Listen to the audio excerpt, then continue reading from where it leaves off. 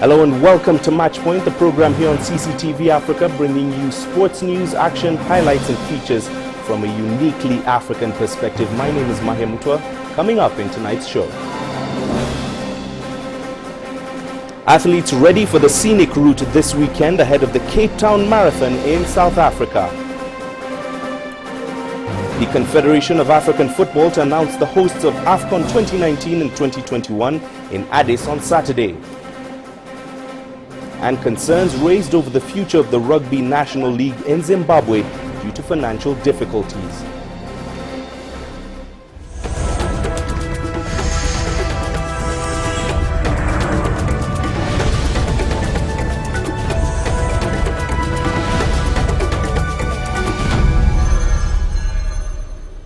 Welcome to Matchpoint. Now, we all know that Africa is the home of marathon running, having dominated the event in recent years.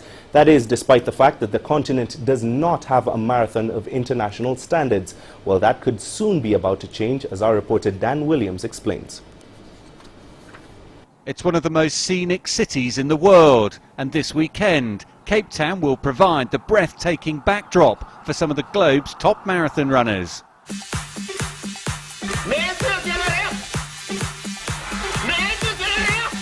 The Cape Town Marathon has been revitalised with the goal of becoming a world marathon major, competing with the likes of Boston and London. Sponsors, athletics organisations and the government are all on board. The Cape Marathon attracting the best in the world to come and run here. I mean, you can't ask for more. I mean, from a point of view not only of tourism exposure, where in which the rest of humanity and the world looks up to Cape Town as the best city among cities. This is where things begin in the world, and I think it's important to run in that scenery as an athlete.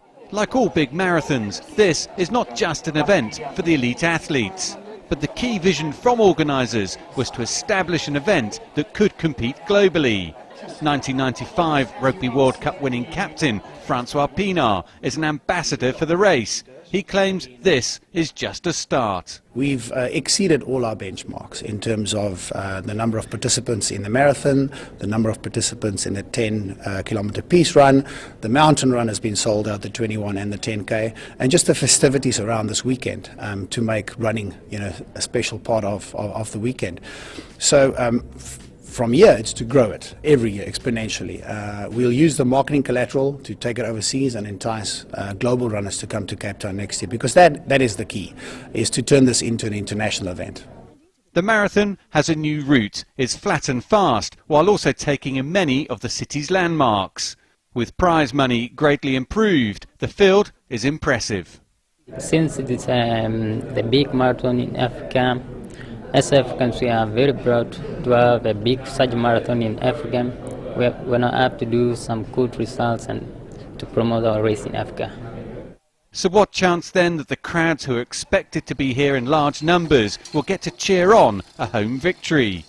One person who could have an outside bet for that is South Africa's Olympic runner, Yvette van Zyl. I think they're doing a great job for the years to come, and I think being in Africa and being a South African, it will be great if they can make it one of the majors. The next years to come is going to be even bigger and greater than this year, and I'm just happy to be a South African and be part of this year, and excited to run on Sunday. The route looks fast, so maybe we can work a PB in, so never know what happens on the day. So the stage is almost set for this radically improved Cape Town Marathon. Organisers are confident that this is a race that can grow significantly even after the athletes pass the finish line. And if that is the case, then Africa will finally have a marathon that the continent can be proud of. Dan Williams, CCTV, Cape Town. Well, still on matters athletics, the just concluded track and field season saw African runners finish in third place at the Continental Cup in Morocco. For the last 9 months or so, Africa's athletes have been making headlines across the world, from David Rudisha's comeback to South Africa's resurgence on the track. Celestine Caronnet takes stock of the performances of African athletes over the 2014 athletics season. Hi. As a gap year for the World Championships, 2014 offered a stage for many athletes to work towards improving their individual best as well as challenge for regional titles on offer. The World Indoor Championships and the World Relays also offered a stab at a world title for some, but others chose to focus on the diamond race, where $40,000 were up for grabs. African athletes won 8 of the 32 trophies on offer in the Diamond League. Africa's performance in athletics this year has been nothing short of remarkable. David Rudisha's return from a career-threatening injury was one of the most storied events of the 2014 IAAF calendar. And after a year-long absence, the 800-meter world record holder found it tough to rack up victories. But while Rudisha struggled to reach his best, his country wasn't short of top performers. Caleb Mwangangi, he won the World Indoor title, he won the Diamond Race, he won the Commonwealth title, he won the African title, and now recently the Continental title. I don't think, as far as my memory serves me, anyone has ever done a clean sweep of 5 in major titles in one single season, and I think that puts him as a standout. South African athletics had a good season. The sport witnessed a resurgence after years of decline thanks to its jumpers and short-distance athletes. Ever since Chweno was reprinted by Tugwane, a former athlete at South Africa Athletics Federation, I think you're seeing the products of having an athlete manage athletics, because we've seen that he's put the structures in place. He's gone to the Olympics marathon. He's gone to World Championships. He saws how these events are organized and what is needed of them.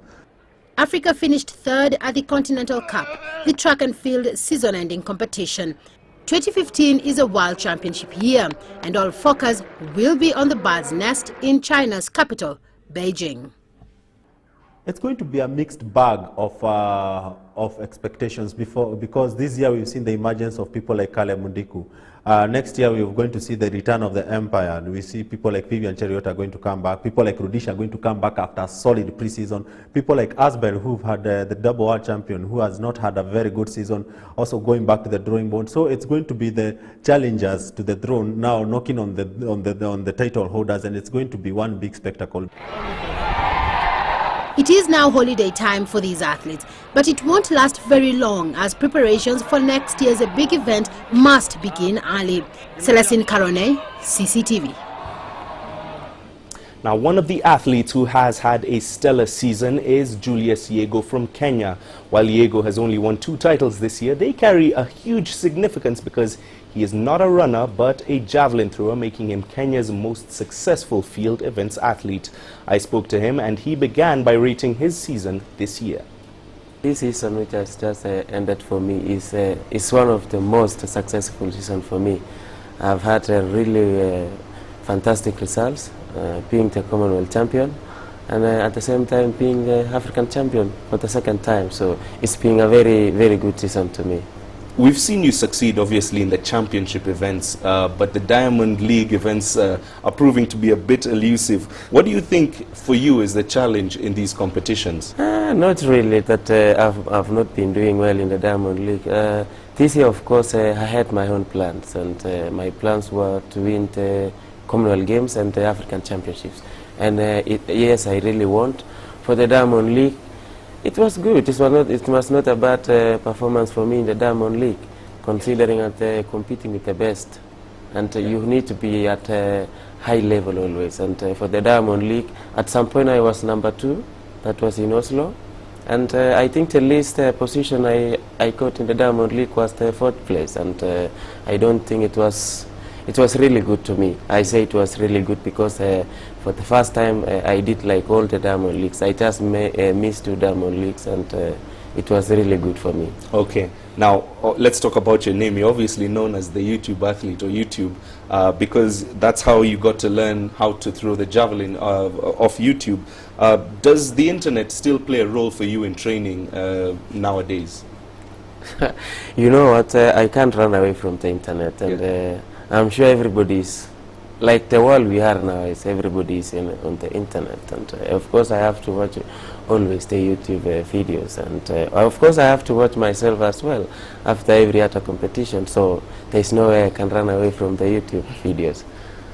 Okay, now at the just concluded African Championships, Africa obviously didn't do as well in the field events. What do you think is missing for African athletes in the field events in order to excel? What's missing for Africans too much in field events is the equipment and the coaches as well. And always the Europeans will beat us in the field events because they are very technical events, and we need like improvised equipment, very good coaches, and we can do well. For Africa, that's what we lack: the equipment and all the facilities needed for a field athlete is what we miss in Africa. Comparing to Europe, they have very improvised facilities, so that's why they beat us in field events. But I'm sure we have talents in Africa. What we miss is the coaching and the facilities. Finally, obviously 2015 is a big year. It's just around the corner. You've been steadily improving ever since you started. Do you think that you'll have what it takes to finally challenge for a medal in Beijing? Yes, right. That's my dream now. Next year's World Championships to be staged in Beijing, China, is my ambition now. I want now to be in the medal bracket, and hopefully I will win. I want to win the championship next year. I'm praying God that I remain healthy, good form, and that's what I'm looking forward to. Of course, I have to start my season early this year for next year's championships, and of course for the Diamond League. This time round I want to go for the Diamond League and the championships in Beijing. All right, plenty on your plate, but we're sure that you're more than up to it.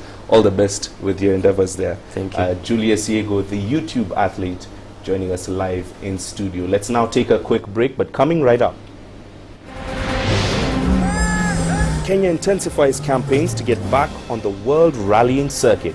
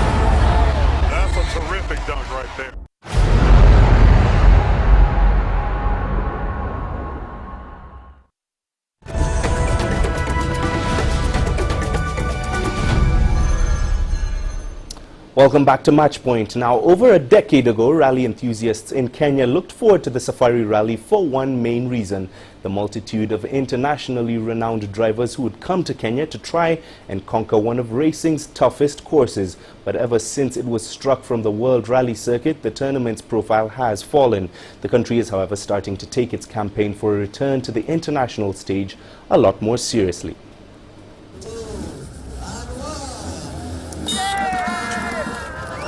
The 2014 Safari Rally marked a new chapter to Kenya's quest for a place on the international circuit.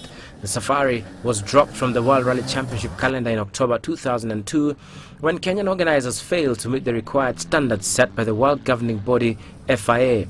A decade later, Kenya's campaign to get back in the WRC fold continues to gain momentum. WRC is not going to come within a year or so. We've got to prove to FIA that we can run very, very good events for a couple of years. Then they will give us a chance to be a candidate event, and obviously candidate event will have to be the best ever.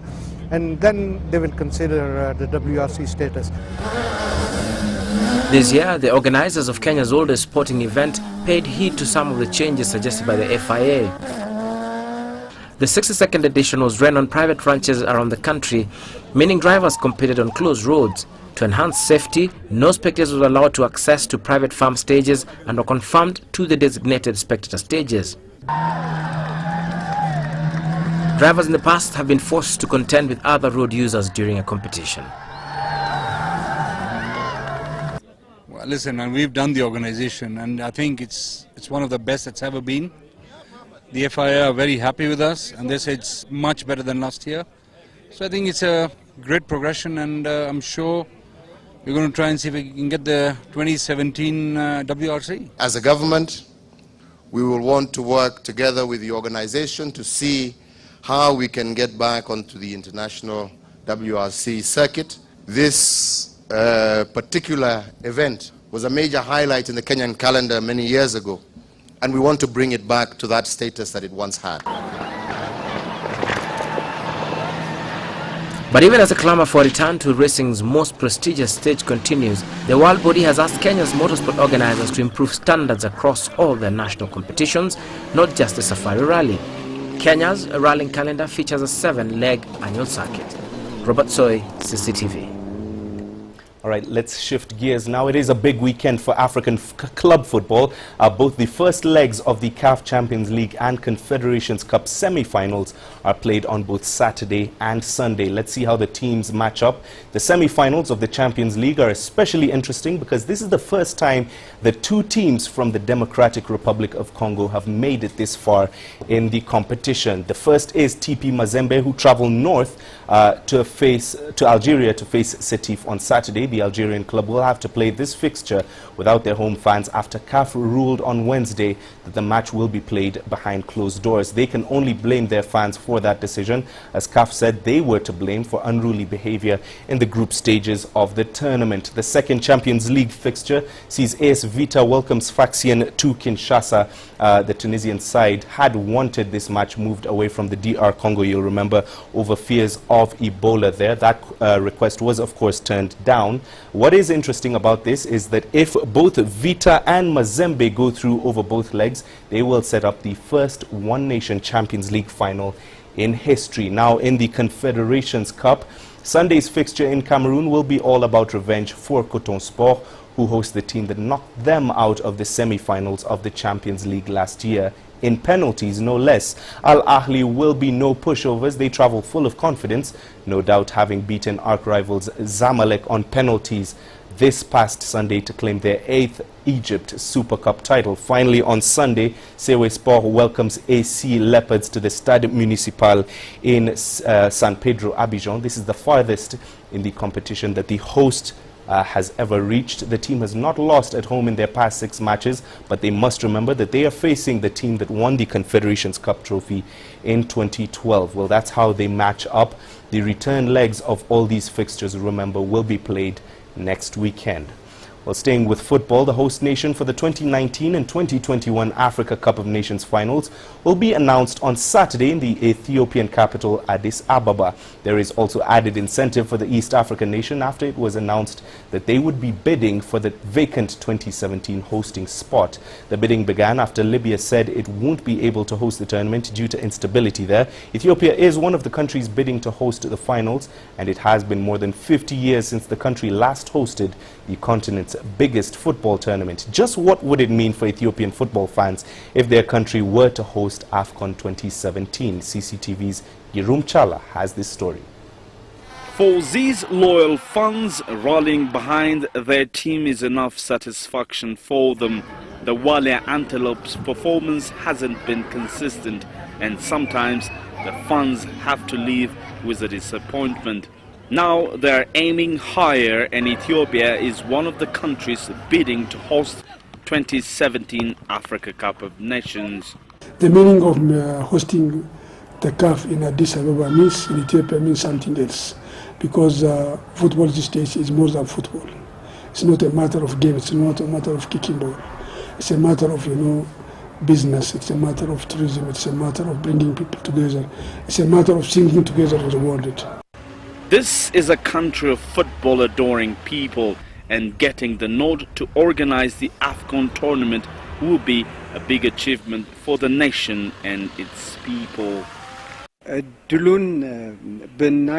I'll be so much excited if we can get the chance to host this tournament. In my age, I haven't experienced the Africa Cup of Nations being organized here in Addis or in Ethiopia. I want to say that now. There's nothing impossible. We can even build stadiums. With the support of the Federation, we can even contribute money to make it happen. So if we can get the chance, there'll be nothing to hold us from hosting this tournament. Ethiopia is currently constructing 6 stadiums.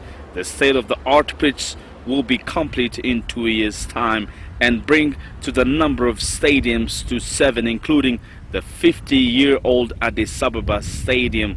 The Ethiopian football body is optimistic that all will be well. I hope CAF will be reasonable to decide. CAF will see the society, the government, the peacefulness of the country, the development of the country, the readiness of the country. So with all these reasons, CAF will be reasonable. This is my hope. The decision will be up to the CAF. Apart from the commitment, passion and preparation to host the AFCON final in the country, the Ethiopian football authorities say it is time for East Africa to organize the continent's premier football event. Only time will tell. Grumtala, CCTV, Addis Ababa, Ethiopia. Right now, unfortunately, the remainder of Zimbabwe's National Rugby League program for 2014 is in limbo due to a lack of funding. Play has been suspended for more than a month now, and the break in play could have a serious bearing on the national and sevens team's preparations for international tournaments later this year. The league had been running on reserves from last year's sponsorship until the inevitable happened. Clubs were asked to foot their own bills to fulfill the remaining fixtures, but they are also hard-pressed and have failed to do so. It's a reflection of the times that have seen sponsors holding back. The liquidity crunch is exactly what we're being told wherever we go. It's also a numbers issue. Rugby doesn't attract the huge crowds that football does, and so the big money has gone into football. But the off-field problems have not dampened the spirit of those who play the game. After a hard day at work, it's time for a hard slog for these club players who are still training despite the standstill. Alder Arians' head coach has had to devise ways to keep his charges motivated, so now they have mixed gender training sessions. But he admits the break will take its toll. The guys need game time. No matter how good somebody is, they need to play. They need to be playing. There could be some other guys also knocking on the doors. It's difficult to see them because they're not playing. While these are uncertain times for local rugby, there does appear to be a shimmer of light at the end of the tunnel, which could see players running out onto the park once again to do what they love most. A cabinet minister has been roped in as league patron to help raise the $50,000 needed to complete the last 10 rounds of the league. We're hoping that the patron will hit the ground running and hopefully try and lure some partners to come through and help us see the season through. Hopefully, the SOS receives a swift response. Farai Makutuya, CCTV, Harare, Zimbabwe.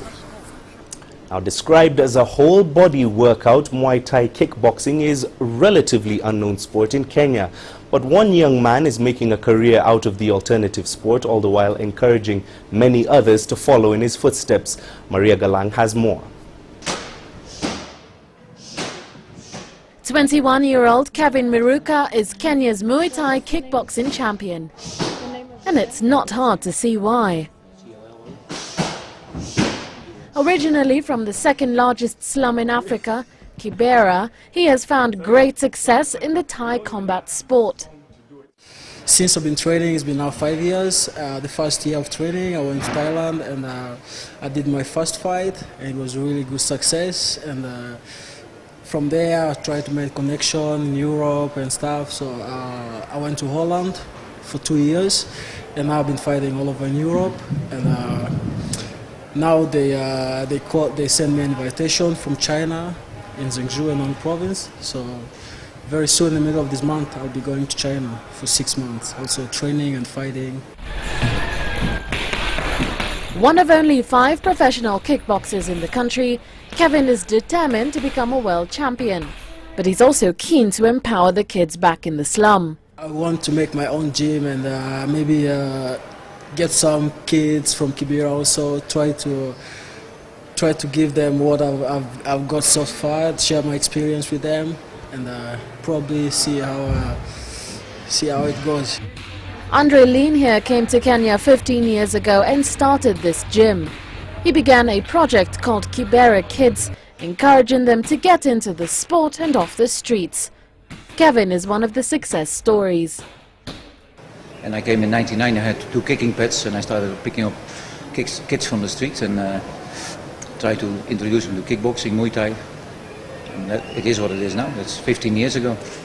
So it's also a well-paid sport these days. When I was fighting, you was sort of in the underworld, but now it's like tennis and everything else. It's very well paid also. That's why a lot of people also choose it as a profession. My name is Paul Fasadon. I want to be a kickboxer. My name is Brad. I want to be a kickboxing champion. These are the freshest batch of Kibera kids, and they are fixed on following in Kevin's footsteps. I see Kevin is like some of you are my role model because I really like the way he started introducing up, then he went up to being a champion. The sport is also picking up pace in Kenya, with people looking to try something out of the ordinary. Kickboxing is not only for fighters, but it's for everybody. You can do it for self-defense, especially for women. It's good for their self-defense, and some of them is good also for loss weight, because when you're doing kickboxing, you kick, you punch, you're running, so it works all body. And yeah, even Maria can give it a try. It's a sport for everybody.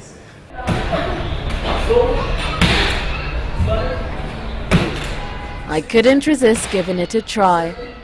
Maria Galang, CCTV. All right, well, that's it for this week's edition of Matchpoint. Remember, we'd love to hear from you. You can send your feedback to matchpoint@cctv.com. You can also visit our Facebook page, CCTV Africa, or drop a line on Twitter using the handle @CCTV News Africa. Thanks for watching. Let's do this again same time next week.